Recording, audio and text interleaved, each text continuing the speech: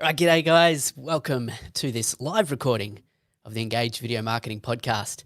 We're going to actually be recording here episode 170, which will be going live on your podcast player in your podcast feed next Tuesday, or this coming Tuesday.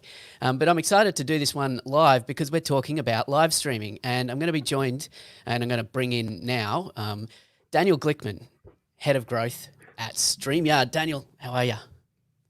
Great, great. I'm so happy to be here with you on Streamyard and streaming live, but also recording for a podcast, which is my favorite medium in the world. Yeah, awesome. So we're going to get into the actual podcast recording part very, very soon. But if you are joining live, let us know, because I want to just welcome you here and let you know as well that we're going to, if you have any questions as we go through this interview, we'll save some time at the end once we finish the live recording part to actually just hang out and answer some questions live as well. So I can see there's some people joining us live. So if you're here, let us know, drop a comment. We are going live on Streamyard, which is a platform that we're going to talk a little bit about today. If you're not familiar with Streamyard, it's what allows you to do all this kind of cool stuff you see on the screen here and switch into different modes like this just at the click of the button. So I'm sure Daniel's going to talk a bit more about Streamyard, but why do you love Streamyard, Daniel? Well, Apart from being your employer. yeah, apart from being my employer, but yeah, but I've actually been a StreamYard user for quite a long time. I started using it when I worked at Wave.video, which is another favorite solution of mine for making videos. But we started using StreamYard to engage the group and to grow the sort of engagement on social media. We noticed that kind of our static posts were not as catchy as they used to be. They weren't gaining as much traction, and we were looking for something different. It's a lot more real. And at the same time, we were thinking about webinars and trying webinars, and we thought, hey, why not merge it together? And StreamYard came out with this multicasting, and we said that's perfect. So we tried that out, and we fell in love with it immediately. We used it, and we're still using it at Wave.video till today regularly. Yeah. Awesome. Cool. Yeah. I love Wave.video as well, which we did talk about in the last time you were on the podcast. Right. Filmmakers Lifestyles here, watching live. Awesome. Hopefully you can hang out for a little bit longer and when we get into the actual interview, which we will get into pretty soon. So, Daniel, before we do, where are you? What time have you got there? You're over in the US, right? I'm right outside of Boston. It is 5:43 p.m. here, and on a Thursday night. It's Thursday for you too, down in Queensland, right? Well, Friday morning here. Friday morning. Yeah. See, Yeah, it's always the weekend's confusing. closer. The weekend's Yeah. closer for us. So I'm Which not going to means, mention but the that election. means you already know who won the election. Yeah, right, because we're in the future. Yeah. No, I'm refreshing my Google feed as often as you guys possibly, but yep, no news yet. But we won't get into the election. Okay. Okay, quick question, because we might not get to it later, and Filmmakers Lifestyle might not stick around the whole way to get to the Q&A, but let's answer it anyway. So can StreamYard do slide deck presentations?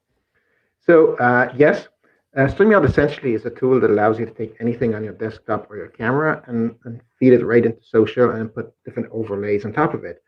So if you're watching now, you see the title on the top, you see the comment on the bottom. All of that is overlays that you bring in to the feed. So if you have a slideshare, some kind of slide deck presentation on your computer, it'll bring it right in. We are also going to soon allow for that to be uploaded right in. So it'll make it a bit more of a seamless experience. And it'll fit right into the template, into the layout on the screen more easily.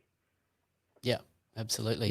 Yeah. It works super, super smooth in that way as well. And you can play around with the different formats. You can have your head on the left and the screen on the right and all that kind of stuff. So very cool. All right. So if anyone's watching on the replay as well, ask your questions. We'll get to that in the comments later. But let's get into the actual recording of this podcast. And I'll just hide the comments here. Okay. Filmmakers Lifestyle says that's very cool. Awesome. Okay, let's get into it. Let's do it. All right, let's do it. Daniel Glickman, welcome to the podcast. Thanks, Ben. I'm glad to be here again. Yeah, you were first on the Engage Video Marketing podcast in representing a previous company that you worked for, Wave.video, back in episode 81, which we looked up before we hit record here, was in February 2019, so quite a while back. And things have happened, things have changed. You're now with a company called Streamyard, which we're going to talk a bit about today. But for people that haven't come across Daniel Glickman before, can you just give us a really quick rundown on who you are, what you do, and what you do at Streamyard? Yes, I'm head of growth at Streamyard. I live outside of Boston, Massachusetts. I have 2 kids, a cat, a wife, of course, and and I also have some hobbies, professional hobbies. I have a podcast, a blog, a roundtable group, a bunch of different, too many things, possibly. So Busy guy.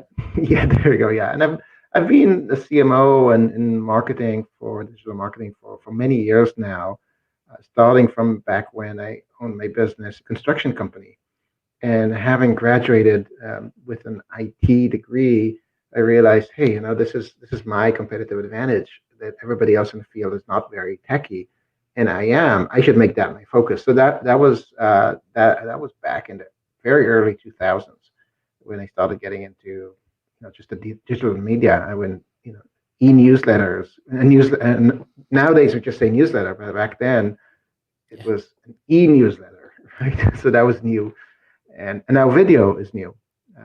So yeah.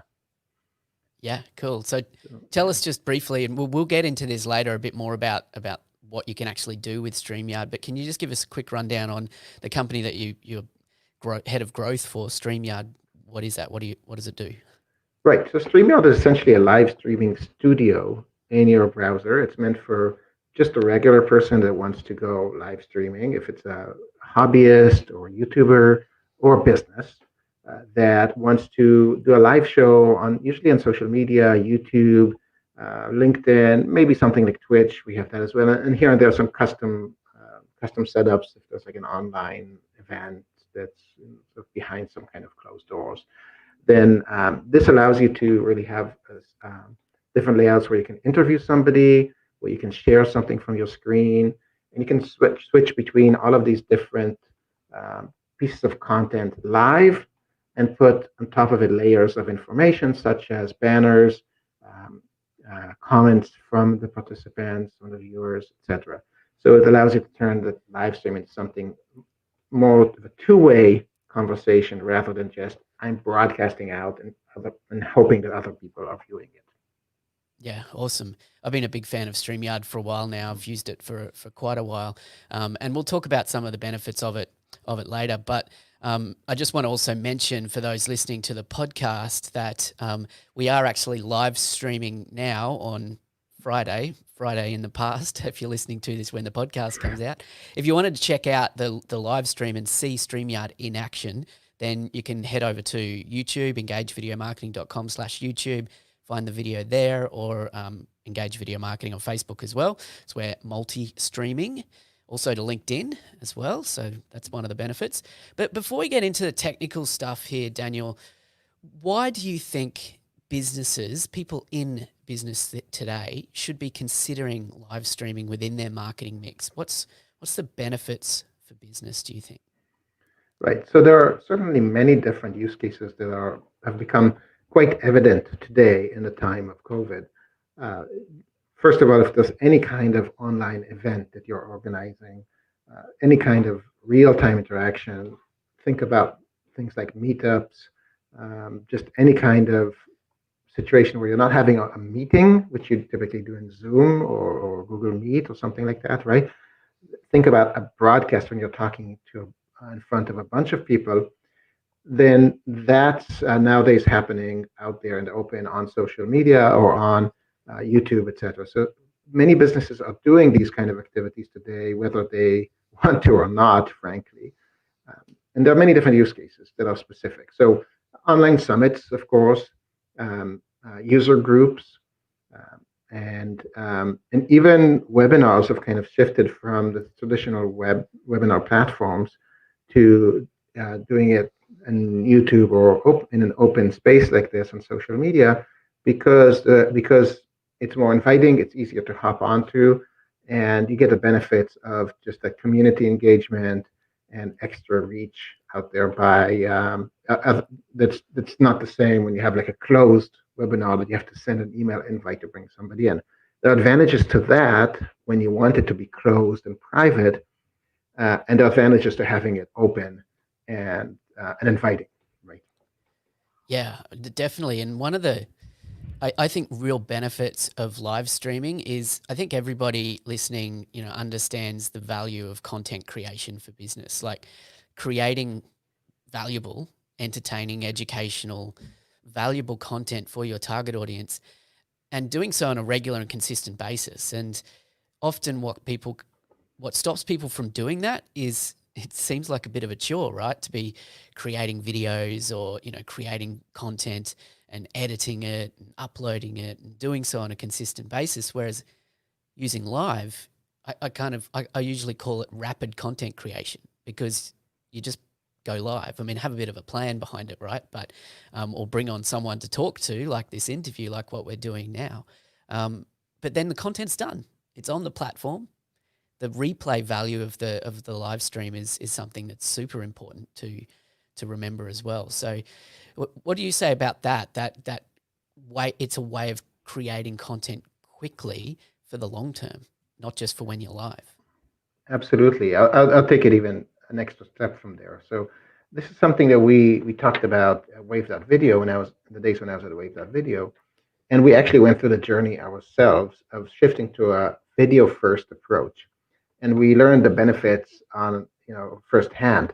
So when you create, or the different components to creating a piece of content, if you think about it, it's quite complex. You need an idea, you need a coherence, right, and structure. You need the wordsmithing and the language part of it. And you need the visuals, and then you need to. And then many times it's not one person that does this piece of content; it's a bunch of people, right? Then you also need to the technical side of putting it together, and WordPress and or YouTube or whatever. So when you think about it, it's actually quite a complex process that many times a single individual might do, but nevertheless it's complex. Yeah. Many of us have one or two or three of the talents needed to produce the entire piece of content, but not all of them. And so the most difficult one to acquire is the idea, right? This is the one that has to be done in-house. It has to be done by the thought leader. You cannot outsource it. I mean, sometimes you can do like these SEO articles or SEO style videos, but they're usually low value and they're not original. Right? If you want something that's really high quality, then that's usually a thought leader that usually is inside the company. And so, and you can borrow them from other companies in the form of an interview.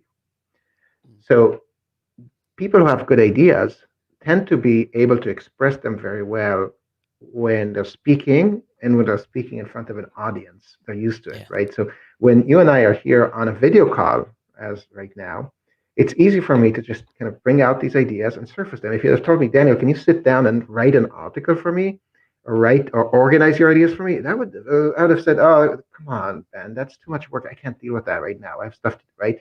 But when you tell me, can you just show up and talk with me for have an intellectual conversation for half an hour or an hour? I'll say, sure, I can do that. Yeah. And so what we started realizing is that by doing a video first approach, not thinking about, okay, let's create a blog post, for example, or let's create a piece of content, and then after the fact, yeah, well, we should have a video to accompany it.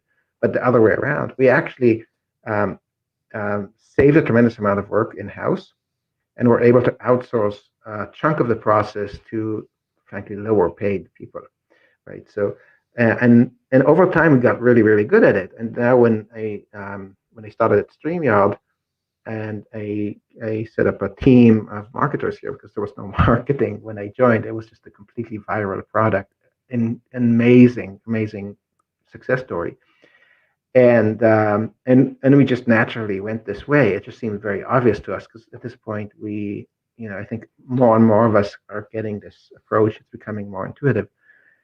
And so there's that advantage. Even if you're doing a podcast, for instance, there tends to be a different quality of engagement when we're looking at each other through the camera and discussing it. I can see your reactions. I can see the comments, people responding, and I can see, hey, now when I'm talking about this topic, some people are commenting, and when I'm talking about another topic, people are not so much engaging. I can see the drop off in viewership in real time, so I know to speed up a bit and have the feedback. And you can even just signal me with, just with your nonverbal cues. Come on, Daniel, move on. We're going to move on to the next question or what have you, right? So there's a different level of quality when we're doing a video conversation, recording the podcast. If it's done right, it's much, much better Yeah. and Yeah. I love easier. all of that. Yeah. I think that idea of, video first is great, and people listening to this podcast know that. They're video marketers at heart. So the ability to create video and then repurpose it in a whole bunch of different ways. We could go down a whole rabbit hole there as well. But I think that's why we love live streaming. That's why we love the rapid content creation ability to live stream. When we think about live streaming, I think people are aware that the ability to go live is pretty much on every video platform these days.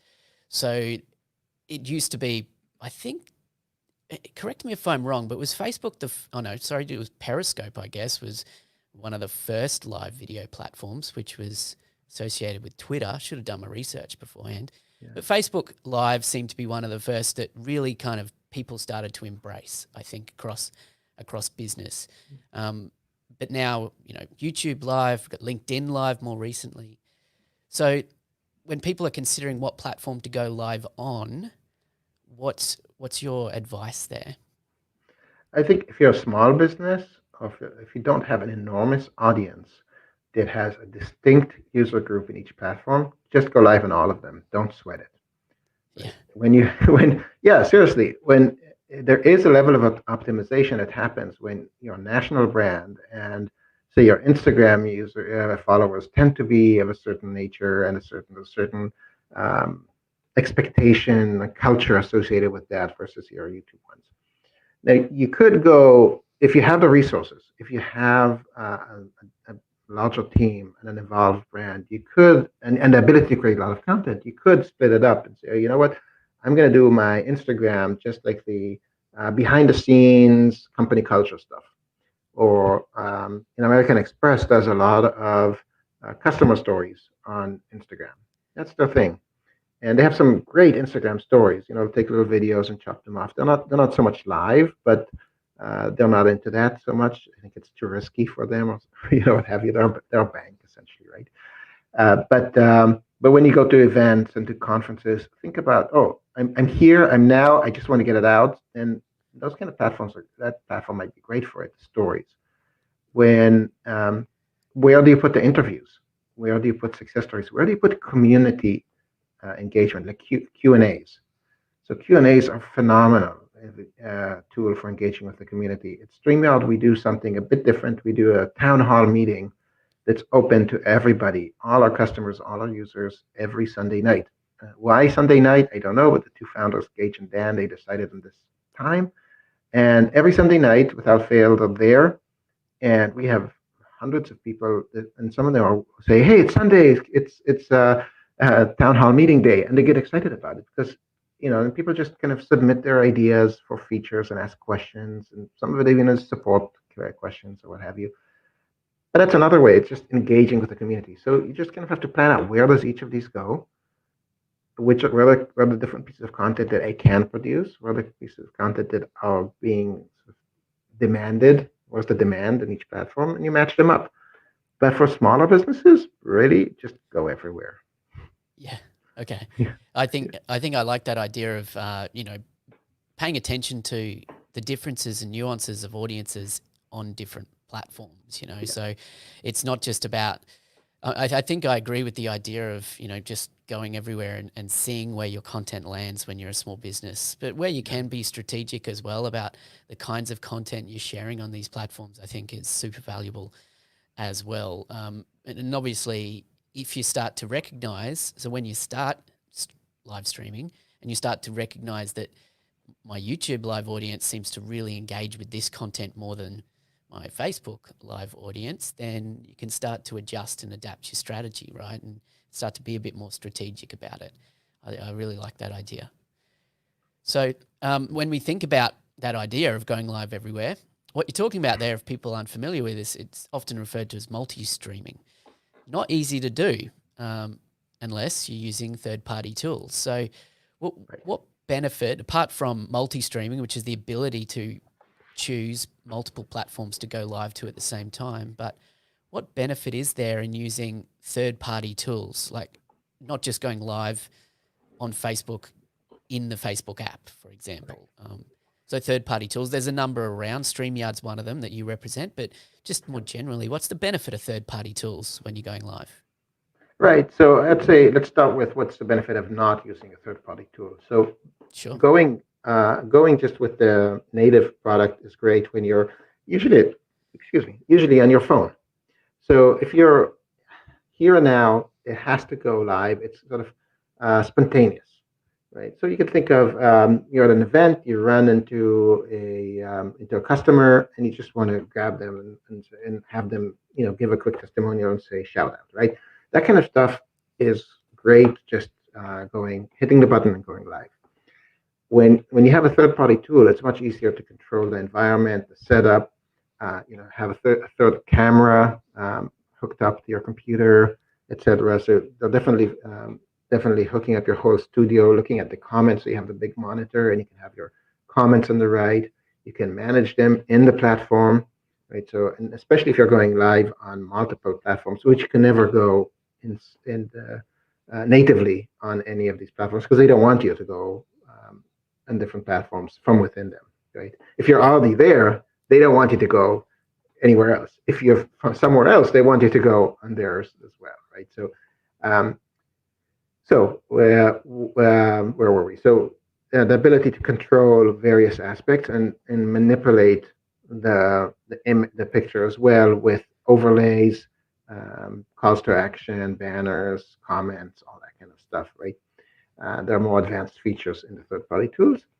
And then just setting up your studio well, where you can set it up on your screen, and maybe you have a couple of windows open with comments, maybe a little dashboard, or maybe you have other hardware associated. I have a little camera switcher where I can switch between two cameras I have here, and that allows me to, and I have a piece of hardware that does it, right? So that's also hooked up.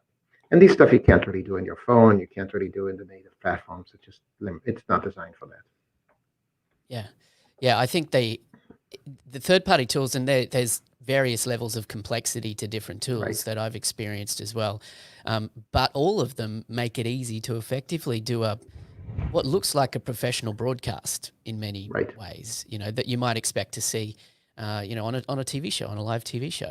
And you can start to bring in some of those functionalities that makes it more of a branded professional experience, both for your viewer, but also importantly for your business, so that you're actually able to get some branding in there and give people a viewing experience that really stands out from just the way of going live directly within an app, which is, no bells and whistles effectively. So, I love the way you've broken that down there.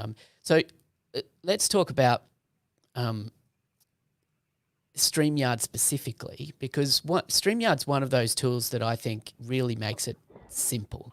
And it's really the user interface. And if you are watching on the video version of the live stream version of this, at the end of the podcast recording here, we'll do a bit of a demo. So if you're watching the replay as well, you can skip forward to the end if you've heard the podcast and do a bit of a demo.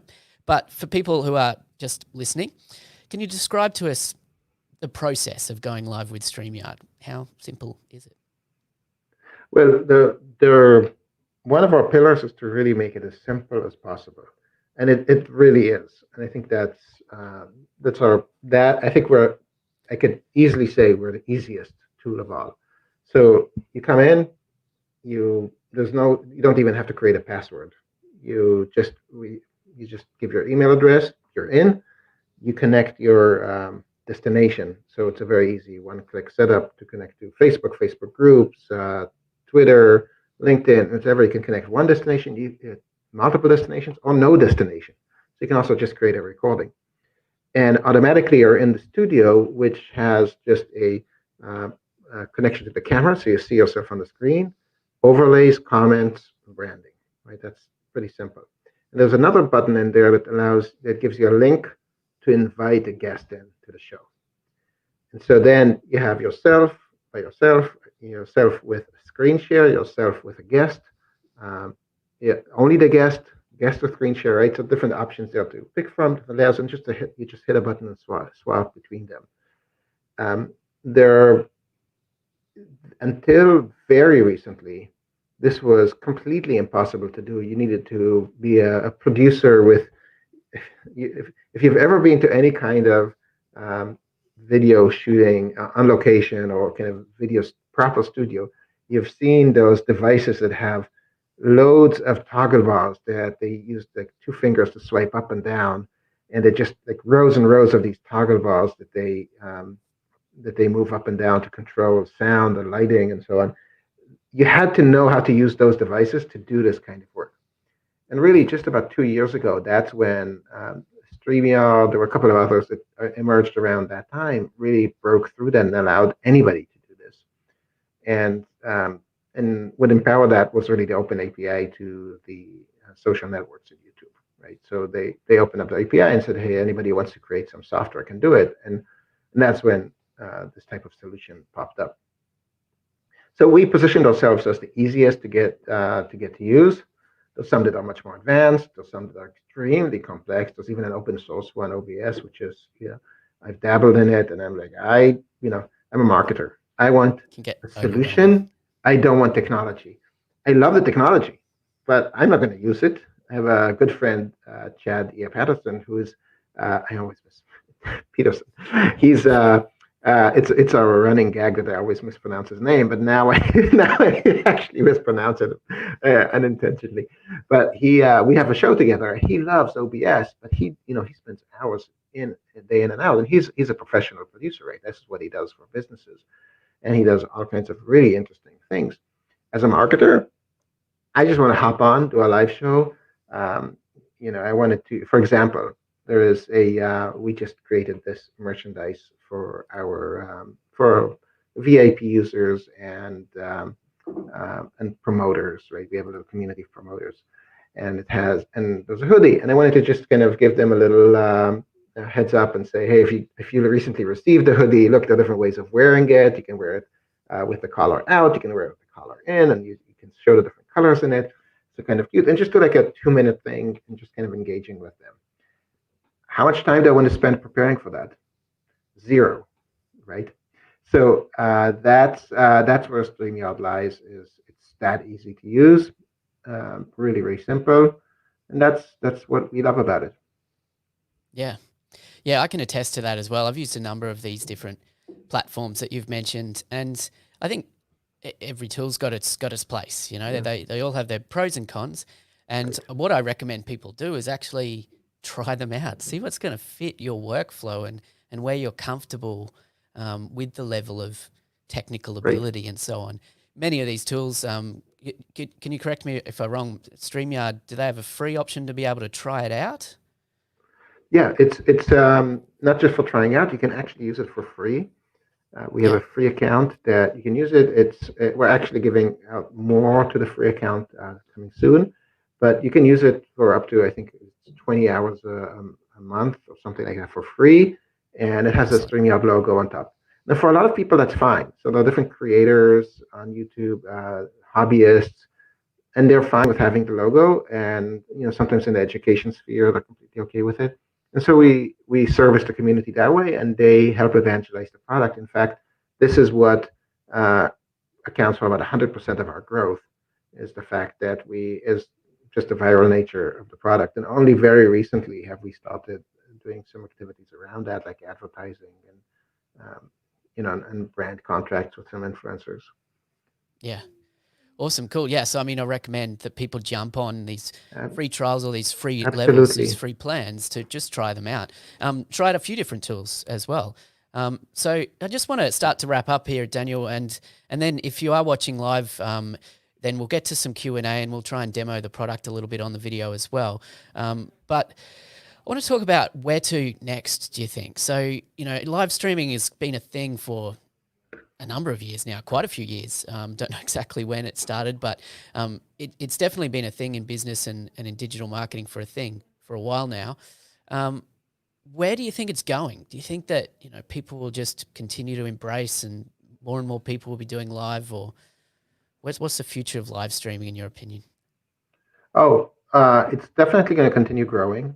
I think after things normalize with COVID, whenever that happens, we'll see some industries drop off to some extent from it, because, for instance, trade shows, etc., will go back to being in physical format. So they Yeah. will, they might drop out, but maybe not completely from live streams, right? So I've been to some events online that were actually much more engaging online than they were in when I went to them in a physical form. And the reason for that was, as the speaker was talking, we were all commenting and having a discussion about their presentation. And that was huge. I'm talking to my peers about this and exchanging ideas about what the speaker is saying. In real life, now the speaker, I don't know if they were, how well they were following that, because they had a rehearsed speech.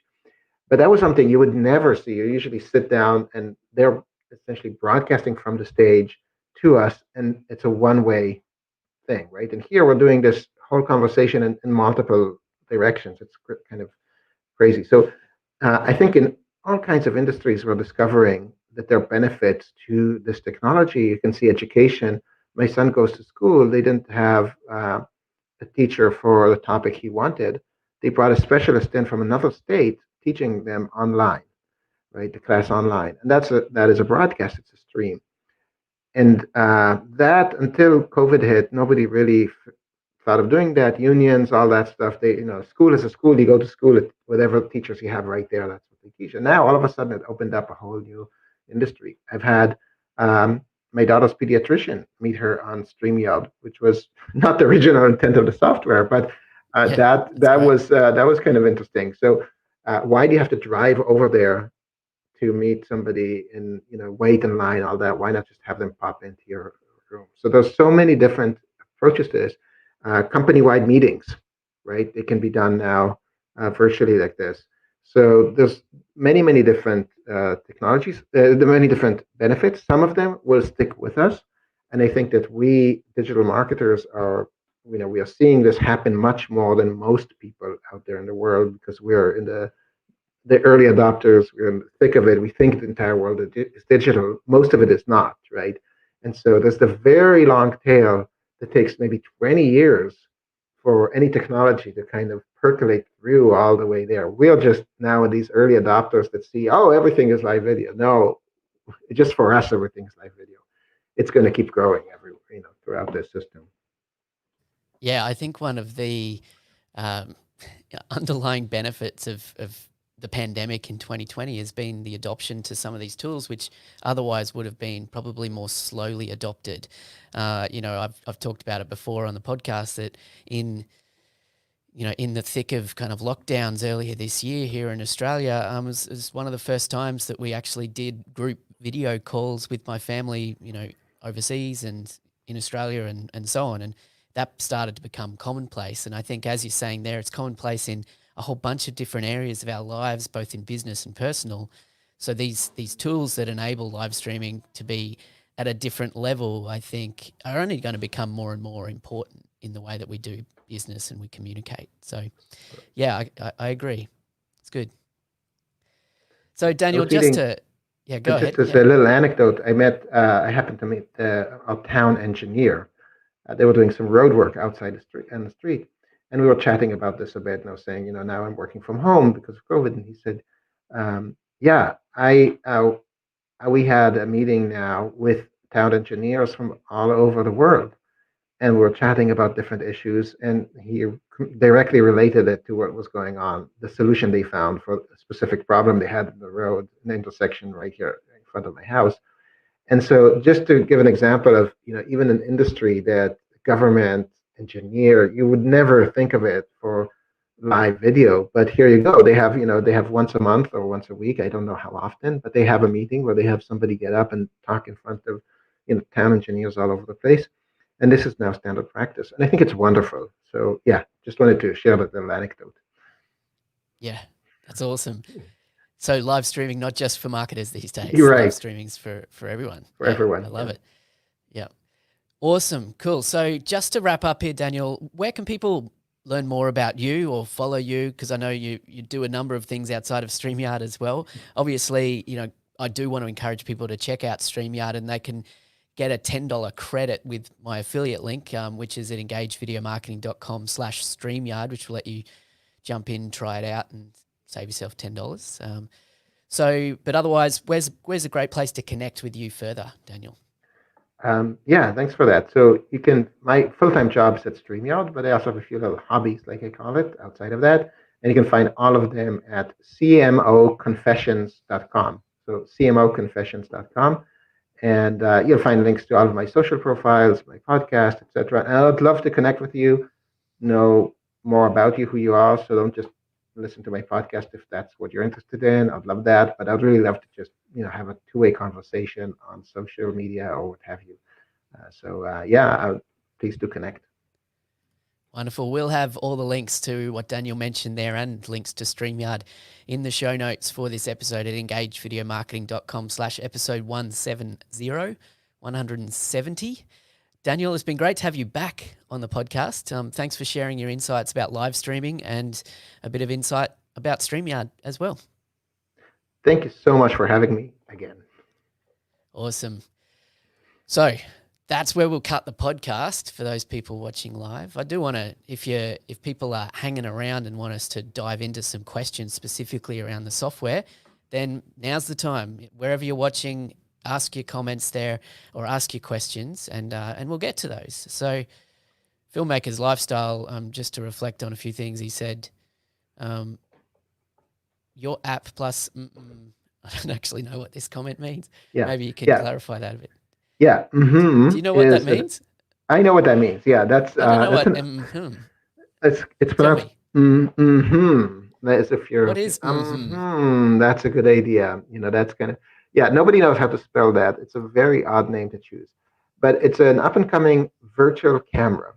So you could essentially take any camera you have hooked up to the computer and manipulate it, do like funky stuff with it, and then StreamYard or any kind of streaming service you have, or even just your recording, right, would get that manipulated feed, and they can do some really nifty things there.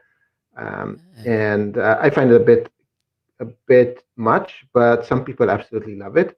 There are a couple of other solutions. I think ManyCam is another one that people really like. There's SnapCam, which some people use. Word of caution: these software, if you don't have a very powerful processor and graphic card, it'll cause lag times in your images using any kind of virtual cam. So you'll have as you're recording, a lag between that and your stream, because you're processing so much there, and then you're processing again to stream, right? So cool. you have to have a good, really strong computer, and you can do cool stuff with these things. I know a lot of our users use these softwares. I know ManyCam is maybe possibly a bigger favorite. I'm going to look into it. I have not come across that before, so thanks, Filmmaker's Lifestyle, for pointing that out. Daniel asks, can you talk about integrations, marketing automations, APIs? Where does StreamYard connect? Or how does StreamYard connect into some of those things? We don't have the proper integrations to these right now. So we have API, and frankly, I'd love to hear what kind of scenarios Daniel would be interested in doing, because I can't imagine triggering a live stream automatically, without you wanting to hit that go live button, for example, right? But what was I going to say here? I kind of lost my train of thought here.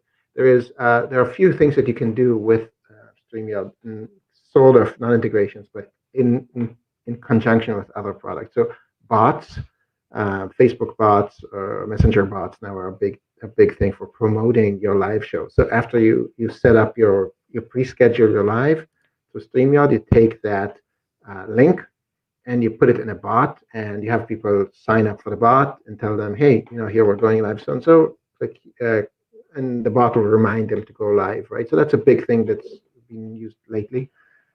Taking the recording of the live and using that for repurposing, so you can so that's not an integration, but you have the ability to take that recording and use it with you.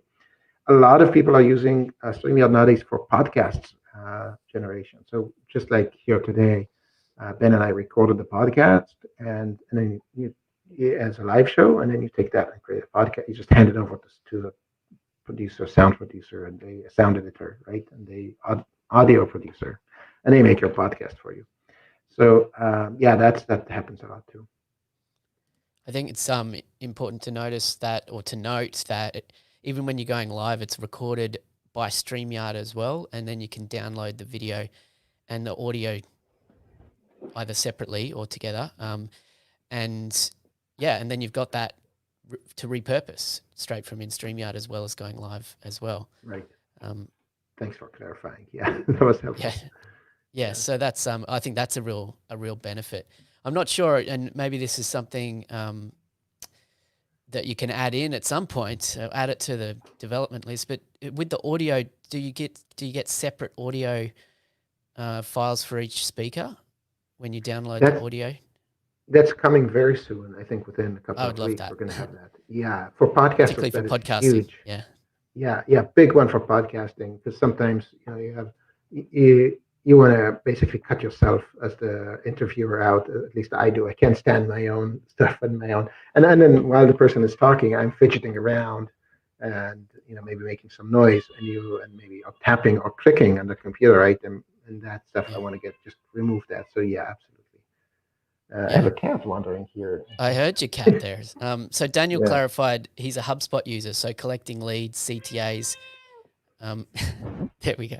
I guess you could do that through HubSpot and Facebook bot kind of integrations, not directly through StreamYard. Like how would you say you can collect leads from a live stream? Yeah, I'm just gonna let the cat out. So just give me 2 seconds here. Yeah. So, Daniel, in answer to your question as well, like if you've started using ManyChat for bots, the ability to there's a trigger. You can use trigger words and trigger phrases within a ManyChat flow, which you can specifically shout them out during a live stream. And I guess that's not an integration with StreamYard, but it's a way to kind of use your live stream to get that lead into your ManyChat leads list. Right. Nice. So is there something more you want to add to that?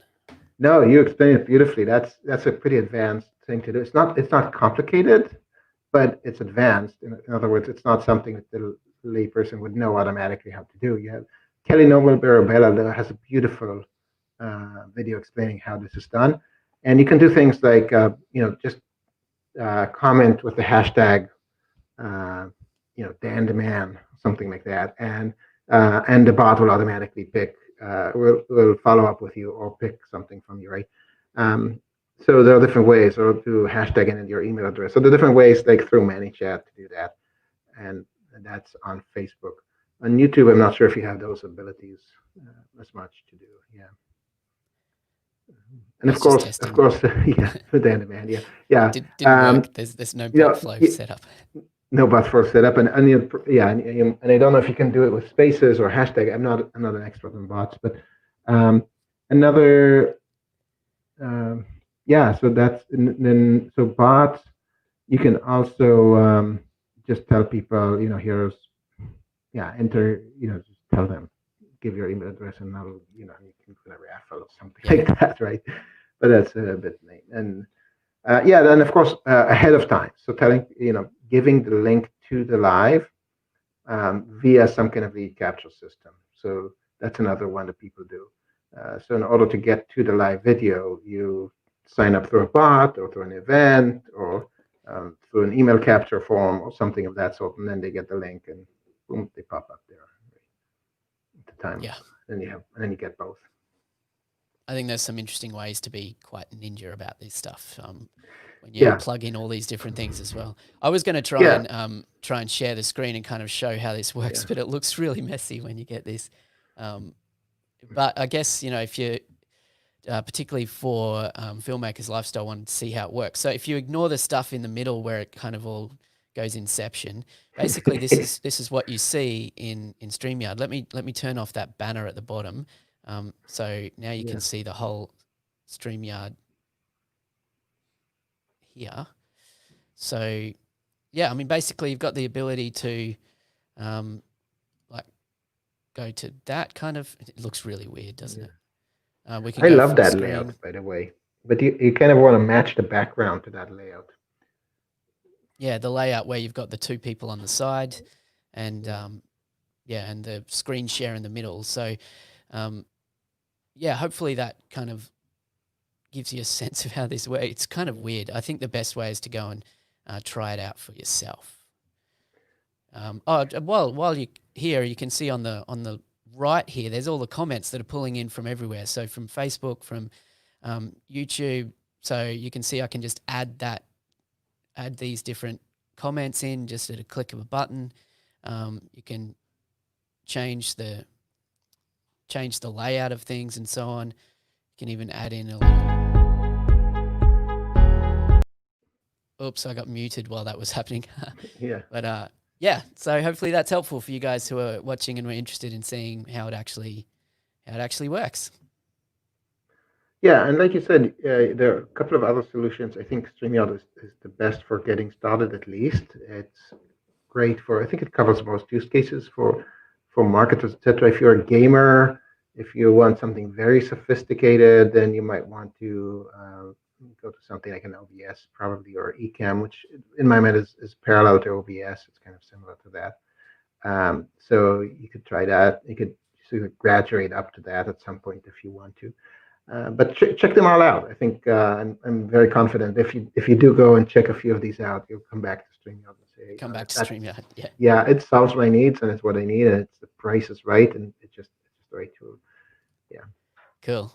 Filmmakers Lifestyle's gone off to a Zoom chat. Thanks for hanging out with us for this.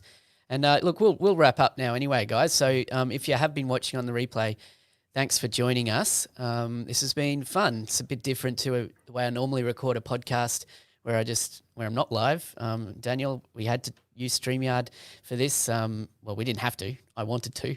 And I appreciate you kind of coming on and sharing a bit more about what you do and how this works. And if anyone has any questions about StreamYard, connect to Daniel, connect to me. I'm happy to kind of answer your questions as well. Anything you want to say to kind of wrap us up, Daniel?